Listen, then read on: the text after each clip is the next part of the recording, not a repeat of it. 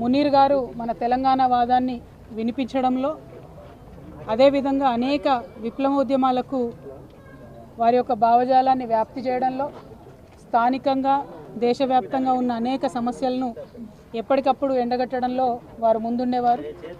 ఏమాత్రం భయం లేకుండా అద్భుతమైనటువంటి నాలెడ్జ్తోని, వాక్చాతుర్యంతోని ఆయన ఎంతోమందిని ప్రభావితం చేయడం జరిగింది.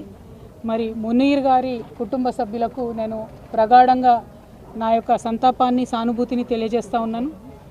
వారికి 3 బిడ్డలు ఉన్నారు, ఒక కొడుకున్నాడు. వారందరితో కూడా నేను మాట్లాడడం జరిగింది. వారందరూ కూడా ఒకటే కోరింది, మా నాన్నగారు చేసినటువంటి కాంట్రిబ్యూషన్ని, తెలంగాణ పట్ల వారు చూపించినటువంటి ప్రేమని ప్రపంచానికి మీరు తెలియజేయండి అని చెప్పి వారు అడగడం జరిగింది.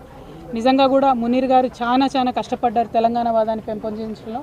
వారికి నేను ఘనంగా నివాళులర్పిస్తూ ఉన్నాను.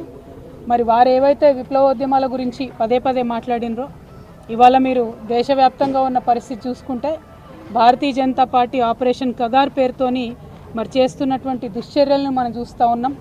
మరి మావోయిస్ట్ పార్టీ జనరల్ సెక్రటరీ గారు నంబాల కేశవరావు గారు వారు ఎన్కౌంటర్లో మృతి చెందితే కనీస మానవత్వం చూపించి అంతిమ సంస్కారం కోసం కుటుంబ సభ్యులకు మృతదేహాన్ని ఇచ్చేటటువంటి సంస్కారం కూడా లేనటువంటి పార్టీ భారతీయ జనతా పార్టీ.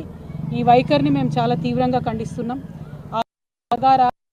పదే కోరినా కూడా స్పందించకుండా మారణకాండ, విధ్వంసకాండ కొనసాగించడం ఇంకొక వైపు అయితే, కనీసం మానవత్వంతో చనిపోయినటువంటి శవాలను కూడా మావోయిస్ట్ పార్టీ సభ్యులు వారి కుటుంబాలకు ఇవ్వకపోవడం అన్నది నిజంగా దారుణం.